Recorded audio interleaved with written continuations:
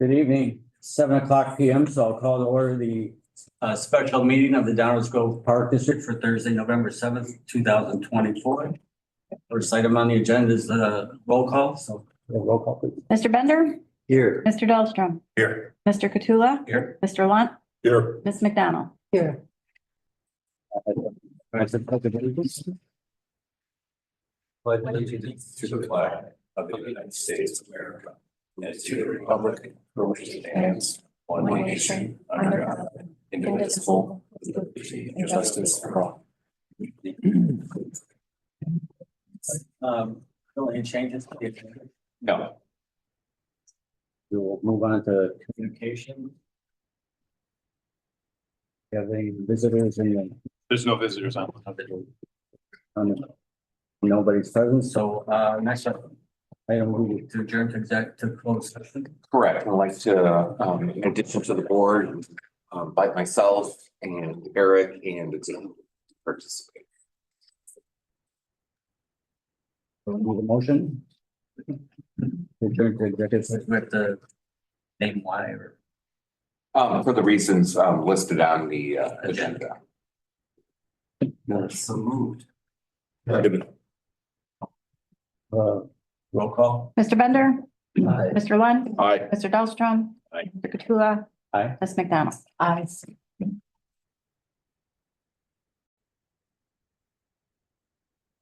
Now, being this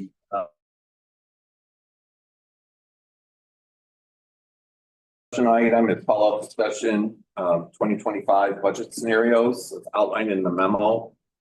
Staff is just seeking direction from the board on what scenario we should be planning for the ultimate passage in December. The other item that will come up later that will depend on which scenario the board gives us direction to go with. If it's scenario one, we would recommend passing the ordinance for a truth and taxation hearing. This will be really close, like super close to the legal requirement to do that. Some of the other scenarios we can still choose to do, and we've done that in the past where we've chosen to do the truth and taxation hearing, even though we're not legally required to do so, or we can choose not to. That'll hinge on which.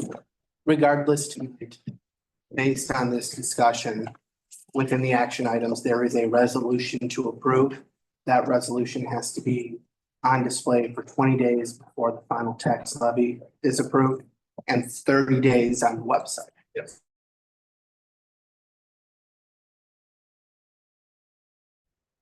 So we're happy to answer any questions on the scenarios. The scenarios again were generated from conversations that we've had with commission.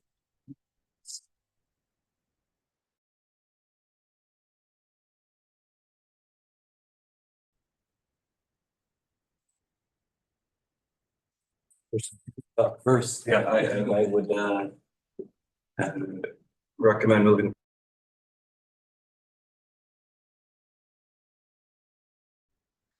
I'm comfortable moving forward with scenario number 2 as well. I agree with Commissioner Bender. I think scenario number 2 is probably our best option. I agree with scenario 2 as well. Yeah, I'm also in agreement on option 2. Trish, with the truth and taxation, that drops us under. Yes, it does. Okay, so you don't legally have to do the truth and taxation, but you can still do that. Can we talk about that? Is anybody opposed to the truth and taxation? I think we should. I'm not opposed to it, Commissioner. I would still like to. Yeah. It's a change. Yeah, we've done that almost every year, regardless if we've needed to or not. Everyone's in agreement with like we do it. Yes. Okay, so what will happen, we'll ask you in the action items to pass that. That'd be based on scenario 2, not knowing which direction we're gonna go tonight. Trish will have to fill in those numbers, and then Bob, you're gonna need to sign that. She will send that to you electronically for us to sign it and get it posted with the right amount of days. I think both Bob and Brett sign off Right. on that. Yes. So what you'll see then from this scenario is when Trish finalizes the budget for approval in December, it will be reduced to 140,000 in expenses for the fencing, and for the rec center signage, and then for these some dollars within what was budgeted in addition for salaries. So that will be $140,000 less. The tax levy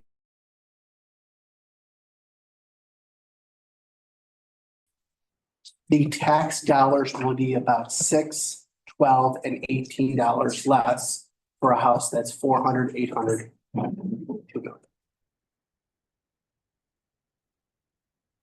All right, So as we move forward with the agenda, resolution A and B are the same. I don't want to, I realize I'm jumping ahead.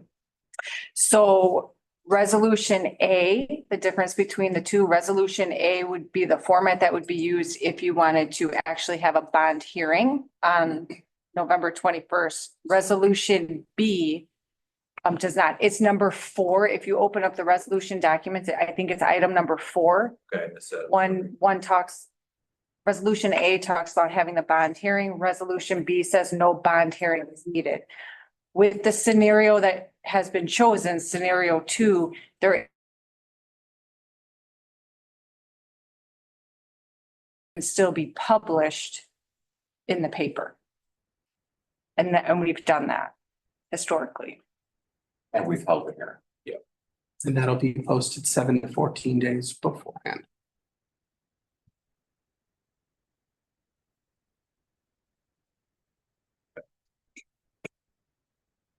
So I guess when we get to that point, we would need consensus. Do you want it published in the paper along with doing the hearing?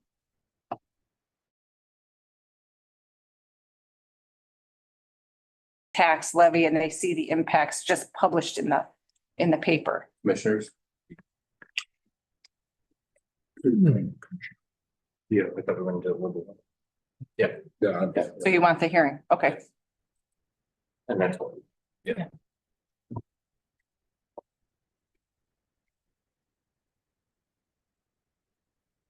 Thank you. Yep.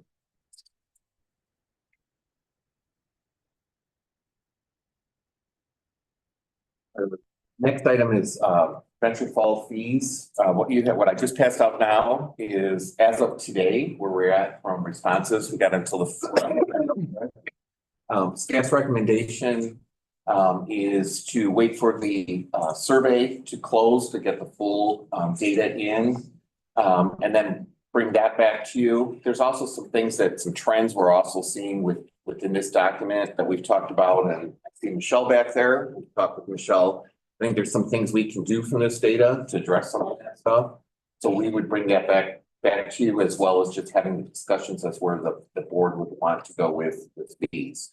I know we've had some discussion about non-resident fees being eliminated and still having non-resident fees. I did check with legal counsel to make sure we could do that, because there was just something in the back of my old head that was saying you couldn't do that. You had to charge at least $1. I was correct, but that has changed. So we can actually not charge residents, but we can do non-residents. So we're not looking for any action right now, but we wanted to at least keep you updated as to what we're seeing. Okay.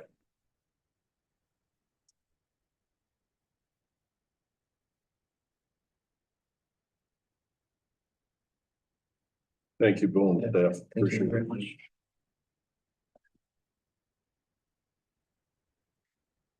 So no other action this time. No. Move along then to So director. Can I just stay on item number 2 for Venture Falls? So just in reviewing the follow-up memo, thank you very much for putting this together. Out of curiosity, on the total goods sold, or just the revenue, which was just shy of $15,000. Do we know what our cost was on that? Our goal is not to exceed 30%. Okay. On food costs, food and beverage costs. So we were close to that. Some items were higher, some were lower, but we were very close to keeping that right at our goal for the actual costs. Okay. So. Actually, a very similar question, which one of these items do have larger margins than the other items?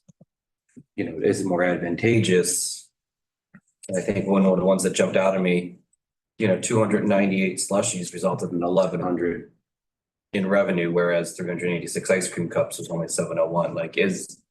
Do we look at what it cost us to acquire these things? Yeah, I have Because presumably you get a fudge bar, you get an ice cream sandwich, you don't really care, you'd be happy with. yeah, no, we have a sheet set up that calculates everything. So we know what the food costs are. It has the acquisition costs are on there. A slushie is ice and some syrup, so that's gonna have a higher margin. Popcorn is very high as well. There's other ones though that, again, most of the high-end items tend to be the ones you have to prepare. And we have very minimal of that. We have hot dogs, but we're not making chicken sandwiches and things like that. But we have a sheet that we update every year. Same sheet is also used at the golf course to make sure we're consistent in how we're doing things from the food and beverage side. During the spring, I believe, when you're going through that, that's when you make the decisions as to what Yes. the menu items will be the following summer. And kind of along with what the commissioners were asking about, and what jumped out on me is what is our daily operating cost? So, what is the business model we're looking at? And what is the cost of labor? What is the cost of having the concession stand open? I guess that was kind of the detail that I was looking at, because I don't know from a layman's perspective on a daily basis, what are our high volume days? What are our low volume days? Did we end up having to, product left over? How does that impact our ordering for next year? So to answer your last question, Yeah. yes, this year was a bit of a learning curve for things like hot dogs, for example. You can only put those on the roller for so long. So that was a learning curve. Early on, we had hot dogs at the end of the day that just didn't sell. As we kind of saw the trends and how people bought, then we were able to scale that back, and also learned how long it takes to cook a hot dog on the roller. So those are things that we got better at as the year went on. I don't have it, but I can certainly get you the cost per day of, what we were actually operating. We can calculate that. Yeah, I don't know about the other commissioners, but I guess, Dave, what I'm saying is I didn't feel like I was getting a full picture. Like, I don't know what these numbers mean. Okay. Because I didn't understand. I know that the volume, but as Commissioner Bender was saying, what is the margin? What is our true operating costs that we have? We can get that. Get that. Okay, Yeah, we have that. thank you. I appreciate it.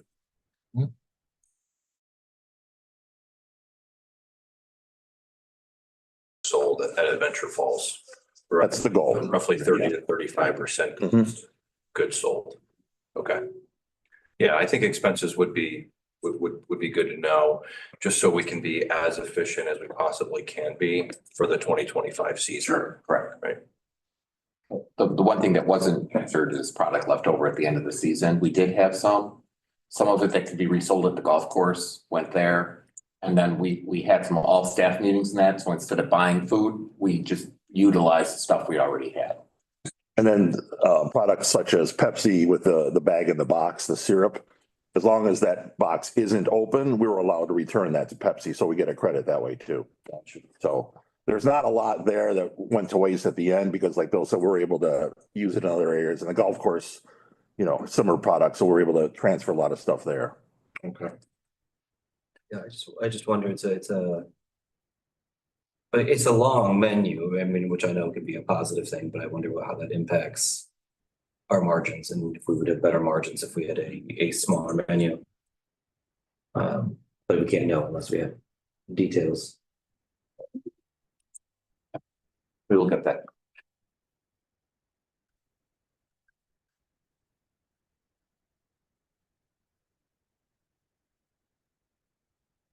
No. Those are, Oh, I guess I can bring it up now, actually, later. In the Adventure Falls memo, it says that the not run on the staff person between 6 and 7 would save $6,800 a summer. And in the deputy director report, it's $6,200.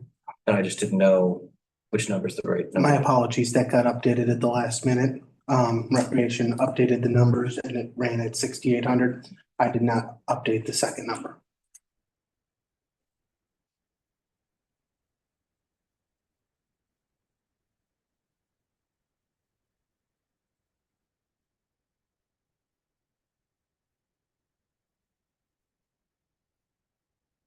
Deputy Director. But it's something Eric and I talked about with questions that the boards had and trying to communicate as efficiently as possible. I used to do this thing called Friday Update, where I'd send some stuff. The board at the time wanted what I've still been doing, which is just kind of shooting you stuff as it comes up. And then answers to board questions kind of get buried into individual department reports. So we started talking and I said, you know, I'm not sure the Friday update's probably the best vehicle, but something for the deputy director to do is keep track of board questions, things coming up. And then once a month or at each of our meetings, update those items to the board. And so they're all in one place and we can keep a running tally of what those items are.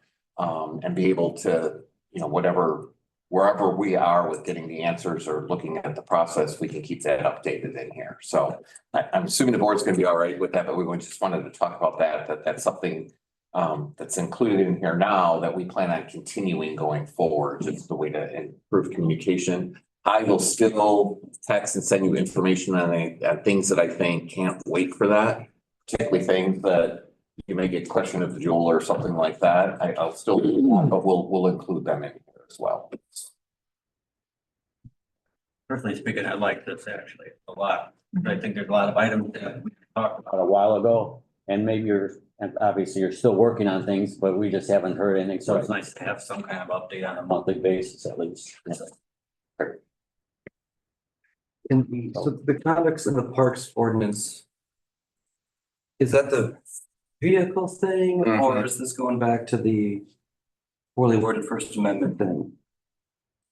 That I know, so this conduct is not the First Amendment thing that I had to create legislative history with Eric on because it was not worded clearly. This is the vehicle thing. Correct. As well. Yeah. Okay. And that is being reworked and the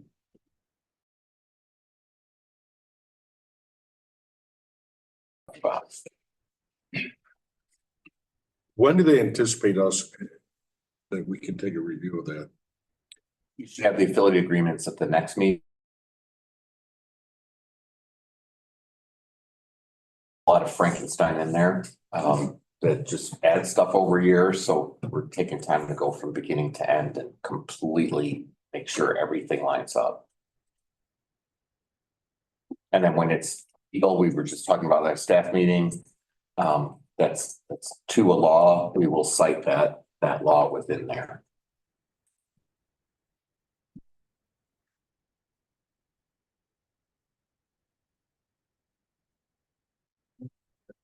Are there any questions?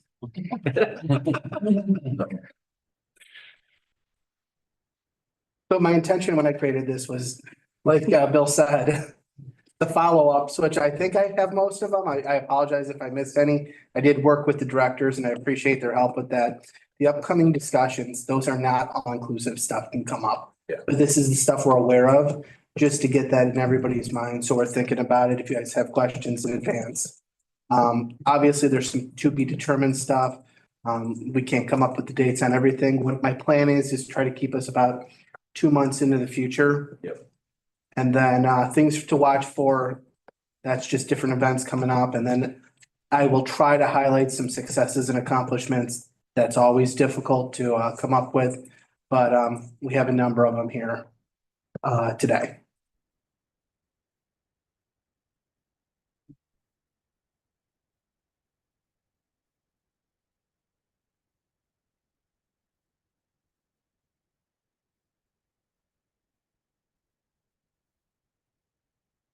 Concise and to the point, I like it.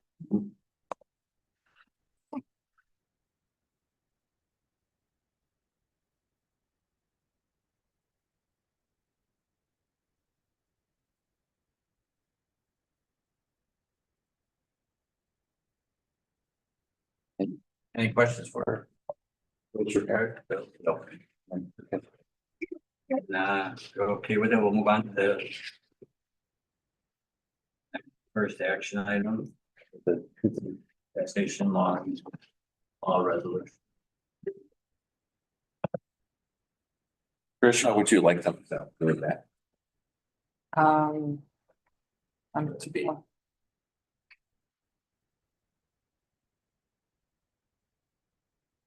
I think as it's worded on the memo at the end, approval of resolution 2403, truth and taxation law resolution. A, determining funds estimated to be raised by taxation for the year 2024 per scenario 2 of the tax levy and budget memo that was discussed.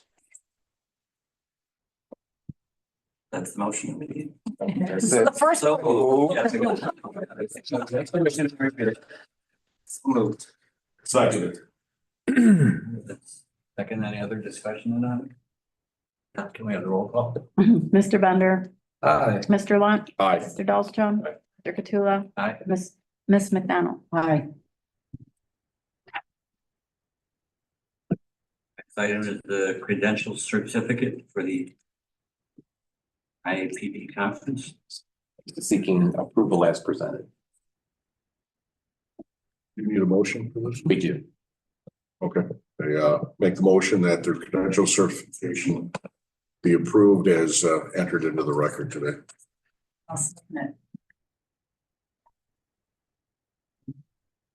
Roll call. Mr. Lunt, Aye. Miss McDonald. Aye. Bender, Aye. Mr. Dahlstrom, Mr. Katsula. Next item is the memorandum of understanding with DuPage Sports Commission. So we've been working with the DuPage Sports Commission for probably a year and a half now, looking to jointly cooperate and bringing larger scale pickleball tournaments. And we're getting to the point that we feel we have one that we're going to be able to do that on. We felt we should have a memorandum of understanding so everybody understands who's responsible for what going forward. We just have a 1-year agreement because we don't want to enter into a multi-year agreement until we do it once, make sure that everything's working fine, be able to evaluate, make sure that it's fair on both sides. And so that's what you see before you is the first memorandum of understanding for this coming tournament for this year. We recommend approval of that. Their board will have to approve it as well. Dave can answer any questions that you might have. Is that kind of feeling our way through the first year, the reason that we went with a 50-50 split? I was thinking that would tilt more toward us, maybe not for the cost of operating it right now, but we paid for building the courts that are going to be used, and usually you get a little more. Of a cut if you. We've always been on the first year was a 50-50. I've never guaranteed anything, going forward on that. Our thought was we would probably earmark with board approval, our 50% back into that facility. They're going to earmark theirs back into bringing more sports events to the county and to Downers Grove. Excited. And as I wrestled with this, I was thinking, I know it sounds like we're sharing the duties of getting sponsors. And I don't know, we're ready to read that. Yeah, they're going to be the lead on that. So they're going to do more. Of that. Yeah, lift to absolutely, bring which in more. is correct. I think we have more day of work, Correct. whereas they have the contacts for the pre stuff. I think it's tomorrow you already have a. We got an email today that they want to set a meeting up with us, and they have a partner. It's New Belgium Brewery. And they've worked with them in the past, so they have those contacts. So we're going to have a meeting with that New Belgium would be, we'll call it a presenting sponsor or actually run the beer area for us, provide the product. So we're working on that, but they had that contact within. Prior to this, they've done a lot of work on identifying the different organizations in the pickleball world, as well as identifying people that could be our tournament managers and all of that. So over the last year or so, we've had 5 or 6 on sites with different organizations. And we're finally settling on what we're all comfortable with. They brought all that to the table. I brought none of that to the table. I followed up with all of them, but they did all that legwork ahead of time. Which going forward, we're not going to Sales. That's the, Well, it depends if we can get this agreement with New Belgium, it's 100% revenue to, we'll split that evenly. If we end up with, let's say that Park District runs the alcohol portion, like we do with the summer concert series, then that would trend more in our favor because that they're not set up for that. So there's still things in place that kind of depend on what partner comes in, and as to how we pivot from there. Yeah, we're looking food wise, we're looking at bringing in food trucks, like again, like we do with the summer concert series. So, and then there we just get a flat rate. get that somewhat donated and run it. That's huge for us. Yeah, so I like the memo of understanding. I agree with Brett. Secondarily, I would feel much more comfortable approving the memo of understanding if we had a financial forecast of operating expenses and revenue. I can say our tentative budget that we put together to begin with.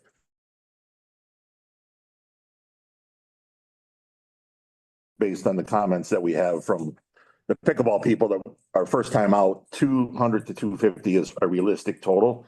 But based on 200, our preliminary budget that we put together showed about an $8,000 profit. So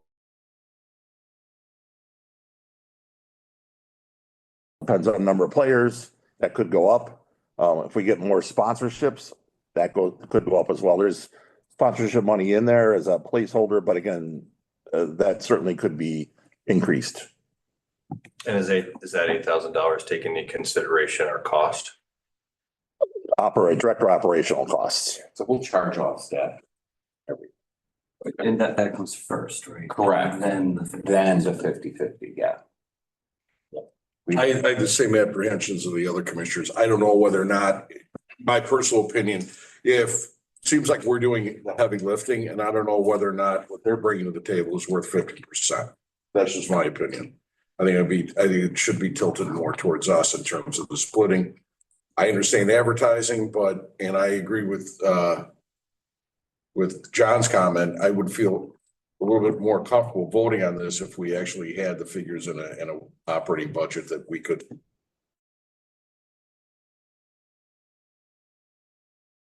I could be wrong, but I think the 50/50 is equitable to the district. I think we should have a bigger share.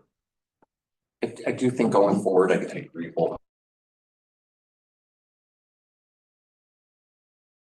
Work to get us to this point. That we didn't do any of that. Creating all those contacts, setting all that stuff up, vetting different people. They've done a lot of that for this first year, which we're not going to have going forward. We'll have to, and that's part of the reason. I think they'd have liked to have a multi-year contract, and I'm like, whoa. Let's see how this thing goes. Yeah, I believe it said that we will jointly appoint a tournament director. Correct. Is that a paid position or is that a volunteer position? That's a paid position that would be accounted for in the budget. And those expenses, again, it comes before the 50%. So it doesn't matter who that is assigned to, or in the end, does it get assigned to the county or else? No, it would be that'd be an operating cost. That would be an operating cost that we would take on, but again, get reimbursed. Correct. And that position, that tournament director, that is the key person for this tournament, because they're going to handle all the pickleball side of it, the seedings and the registrations. And so that And the websites and that. everything, they've done this. We'd have a lot more staff time because we'd have to run that. So he's key. This person is key that we've identified as our what we want to work with. And I guess what I'm getting at, we're saying that the county's done a lot to bring us here, but that TD is bringing us home. Was it a lot to find that TD? Was it a lot to find? They've worked on it for probably a year and a half. Okay. Yeah. That's where they are At now. least a year and a half, because we were still under construction when some of the first site meetings happened. I can get comfortable with the 50-50 split, knowing in the first year there was additional bonuses on the county.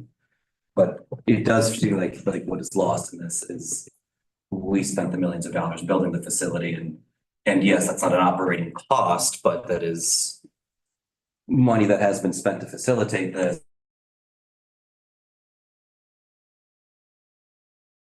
Be a revenue generating asset.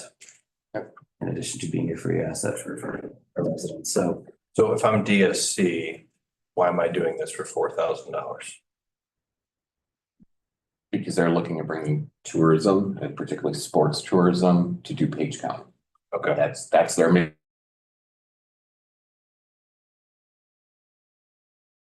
Really, a branding exercise. Correct. Is it? I mean, just looking forward, you know, maybe not the split, but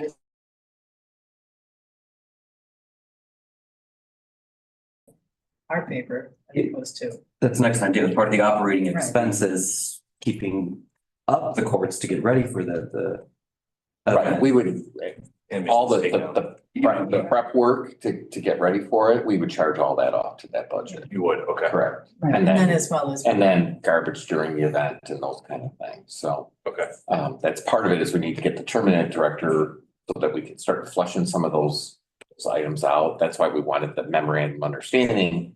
Because we're kind of at the point we're starting to make decisions that we're going to commit ourselves. That we wanted to make sure everybody was on the same page going forward for this first year. I mean, overall, it seems like an excellent idea. I mean, it just. And I think they'd love to have a tournament there, like, and we're like, whoa. Right. Before Memorial Day or after Labor Day, because we have a spray ground we have to operate and our residents need to have access. I think bringing that tournament creates some great opportunities for our residents. To see some, higher level play, potentially play in that tournament, but we got to have a balance with that too. Right, and And then we've it- been, I was just gonna say, it also gets us in that place of, thinking eventually about, Well, it puts us on the map right, too, exactly, like we start hosting right? big tournaments, and become a destination for that. and even if the park doesn't benefit from the tourism aspect of it, the town does. Right, people gonna have. Well, and stay at our so hotel, stay at our- we've requested to them when they are setting up hotel blocks as we want those hotels first, and they're fine with that because they're like, you're two-page, that's what we do. And so, but from our end, that's important to us because that creates economic development for our community. So we really want to be promoting our restaurants, our bars, our hotels. And that's good If to our have people coming DoubleTree in. and, Yeah, I mean, we have plenty of hotels, great downtown with the restaurants. Yeah. We've also got close to 75th there with Three Corners, that's the Downers Grove. So what we ask them is, when you're going out and setting those up.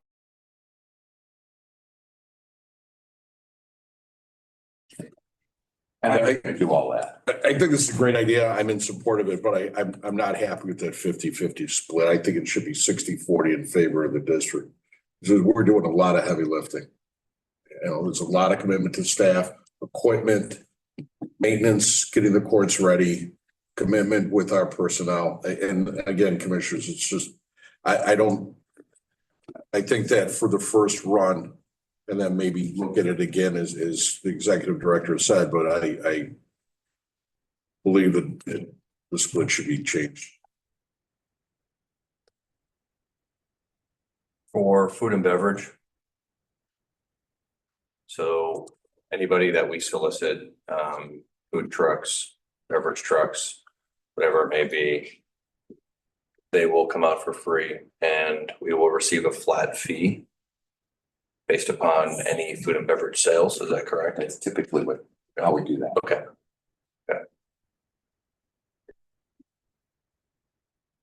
I mean, the other option is us running it, and that's a lot. Yeah, no, I agree. trucks are a game changer. Is a 60-40 split going to be a deal breaker with DSC? Well, that sounds like we're gonna find out. I mean, they're talking I about. mean, the worst case is they said, oh, we'll bring it back. But I mean, I would also say, like, you're talking about a partnership to begin with. To me, it makes sense to go 50 this first year. I think that, you know, when you have that conversation about a partnership, that is an assumption of a partnership, I think. Like you said, there's a whole lot of lead up to it that is, you know, that we're not saying that we're not Right. understanding that, you know, but we don't. You know, looking at it going forward, in my opinion is, you know, next year.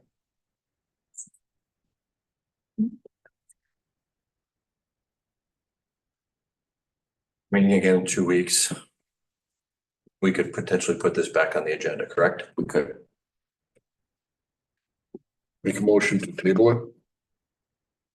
I think I'd recommend, I mean, if you're leaning towards the 60-40, pass it as such, we can bring it back. If they agree to it, we don't have to come back again.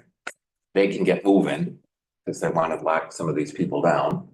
If not, we can negotiate with them and Does that change the tone though, of the negotiation? I mean, that's what I'm getting at. It's like if we are looking to establish something over, you know, we're looking at a profit of $8,000.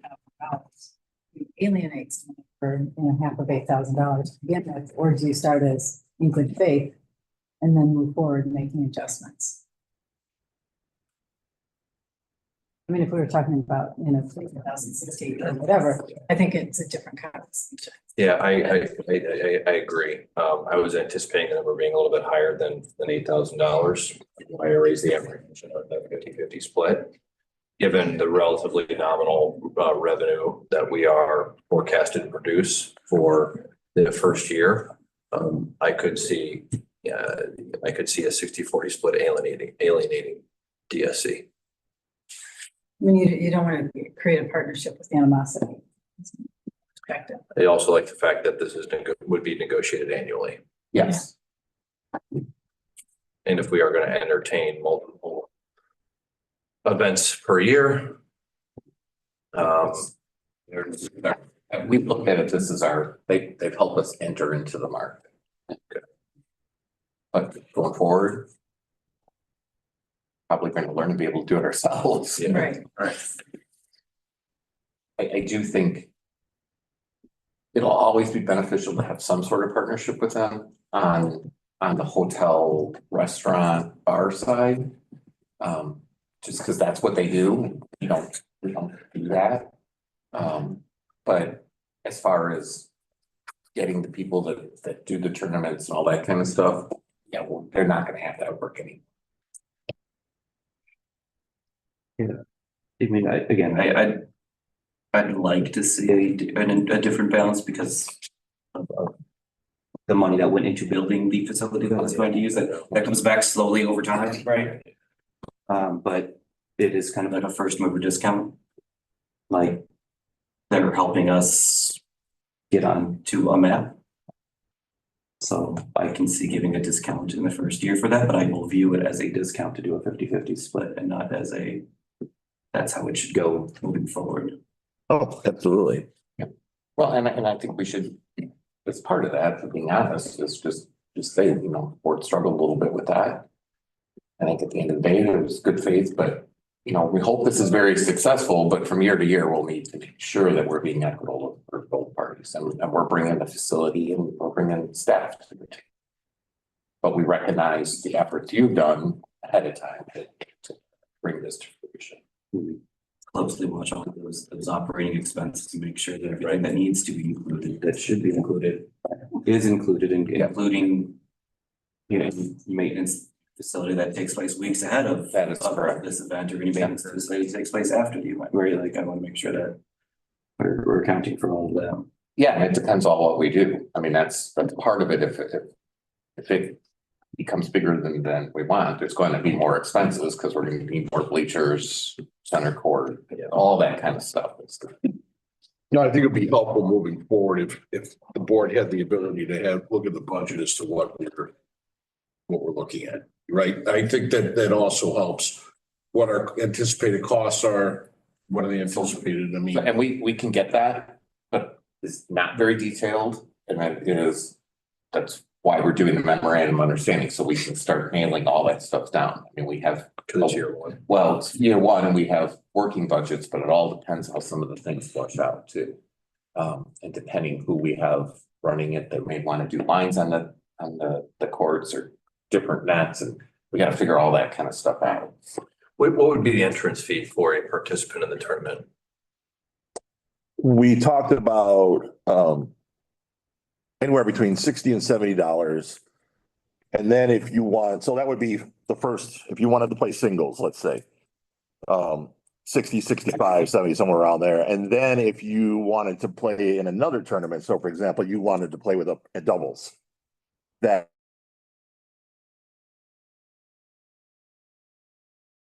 $15 off to register for the second tournament. They said that's quite popular amongst the tournaments that are out there, is that people play multiple. They won't play singles, they play doubles, or they play mixed. That gives them a little bit of a break. But that fee is in line with what they're seeing for some of these tournaments. And again, he said from our tournament director that we're targeting, again, said that there's not a lot of these out there in our area. He does a lot more on the West Coast and the East Coast, but price-wise, we'd be very similar to that. He was cautious against going higher because it's the first time. One of the reasons we're not doing a sanctioned event right out of the gate is because if you're sanctioned to play in the tournament, you have to pay the tournament fee. Then you also have to pay your membership fee to USA Pickleball. So that's another $45 on top of it. So we were concerned about these are not the elite players that we're targeting. These are the beginners and maybe a little more advanced that they wouldn't want to pay that additional fee. So we thought that would restrict the number of players potentially as well. Is registration open? Is registration facilitated by DSC or the park district? It would actually be the tournament director. Tournament director. Okay, so it's not first come, first served Downers Grove residents. We can talk to them about that. Maybe we can open a window or something. Yeah, we haven't had that discussion, but we certainly could. Just a question. No, it's, Yeah. I'm just thinking of it as a tourist thing too. Yeah. Oh, absolutely. Yeah, we'll talk to them about it. That's part of having the term. What takes They have all that infrastructure. It takes away from hotel stays. It takes away from participants visiting local establishments, which drives village tax revenue.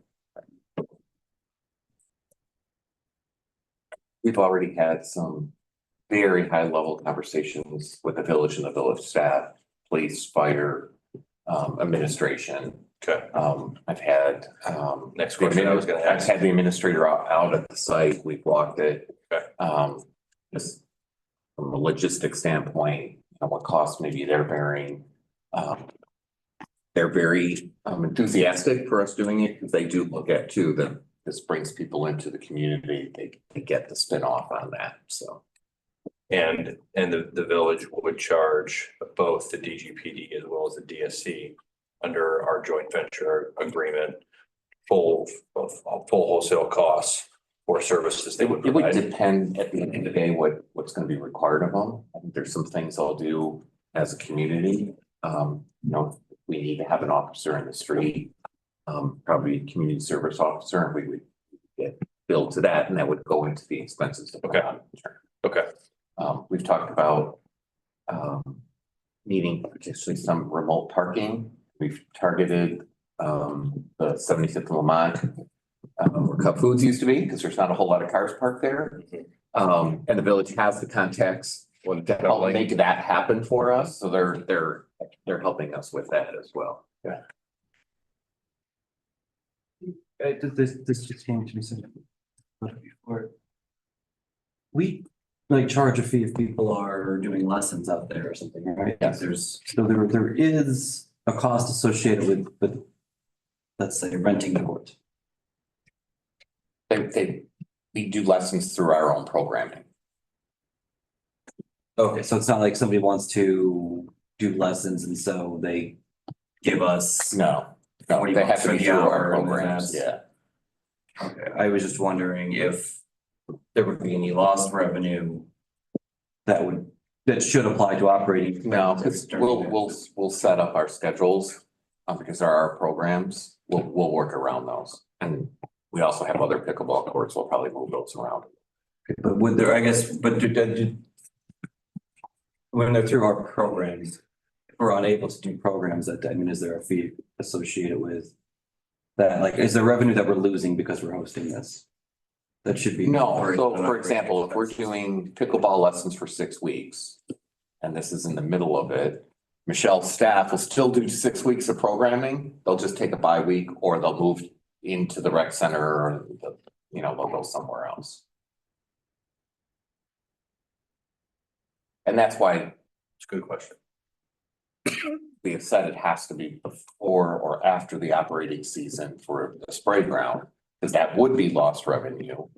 And then our residents, they lose 4 or 5 days out of the summer of a very short, operating season. We didn't want to do that. So it was like, you got to do it before or after. Although it looks like a lot of people want a longer operating season. I really appreciate this format of the survey, by the way. I would It's agree. done. Keep wanting to read it. We have other things.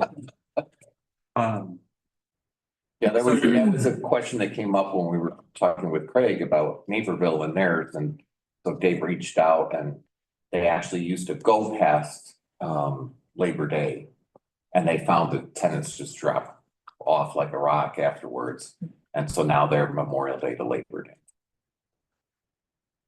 And we would be looking to host this thing, it looks like before May 31st. So it would kick off the year sort of. Yeah.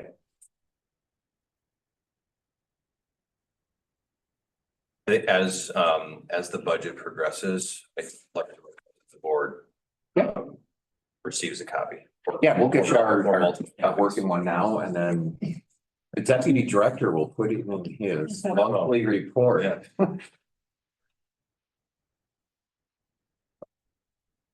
Okay.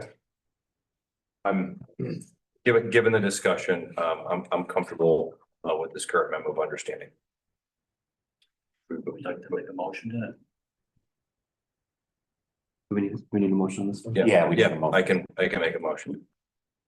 I move to approve the Board of Directors authorize the Executive Director to enter into a memorandum of understanding with the DuPage Sports Commission for the purpose of hosting a regional pickleball tournament in 2025 and provide the Executive Director with the authority to make any necessary updates or changes that may be needed based upon the board discussion or changes to local, state, or federal laws. Second. Any other discussion? Question? Not, we have the roll. Mr. Dahlstrom. Aye. Mr. Bender. Aye. Mr. Katsula. Aye. Mr. Lunt. Aye. Dr. McDonald. Aye. Thank you. Moving on, our second opportunity for recognized visitors. No online users. So I'll let you know that the next Downers Grove Park District Board meeting will be held on November 21st, 2024 in this room. Karen, make a motion to adjourn. So moved. Second. And second, turn the roll call. Mr. Lunt. Aye. Mr. Bender.